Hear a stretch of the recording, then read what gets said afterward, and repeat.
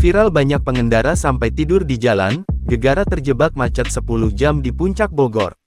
Tengah beredar video yang memperlihatkan para wisatawan tidur di jalanan dampak terjebak macet di jalur Puncak Bogor viral di media sosial. Video tersebut viral usai diunggah oleh akun Instagram @tenortaceh dan banyak diunggah ulang akun medsos lain. Dalam video tersebut, terlihat kendaraan tidak berjalan sama sekali di kawasan tersebut. Tampak, para pengendara yang lelah memutuskan beristirahat di pinggir jalan karena waktu hampir tengah malam. Para pengendara roda 4 dan roda 2 itu terpaksa harus bermalam di pinggir jalan kawasan Puncak Bogor, Jawa Barat. Bahkan, beberapa di antara mereka harus memejamkan matanya di trotoar jalan dengan posisi seadanya. Terlihat, salah satu pengendara sampai menggunakan sleeping bag.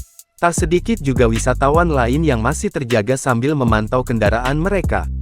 Setidaknya, selama 10 jam wisatawan terjebak di jalur Puncak Bogor sejak Minggu, tanggal 15 September tahun 2024 siang hingga malam. Bahkan satu orang meninggal dunia dalam tragedi kemacetan parah ini. Wanita bernama Nini, 56 asal Cipayung, Jakarta Timur, meninggal dunia karena diduga kelelahan karena terjebak macet parah di puncak.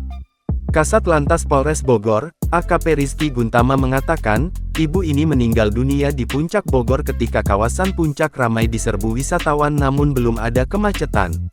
Jadi ibu itu meninggal bukan karena kelelahan karena terjebak macet, ujar Rizky. Diketahui, kemacetan parah di Jalan Puncak Bogor ini sudah mulai terjadi pada Minggu siang. Macet dari dan ke arah puncak sudah terjadi pada Minggu tanggal 15 September tahun 2024 siang hingga Senin tanggal 16 September tahun 2024 dini hari. Download Tribun X sekarang, menghadirkan lokal menjadi Indonesia.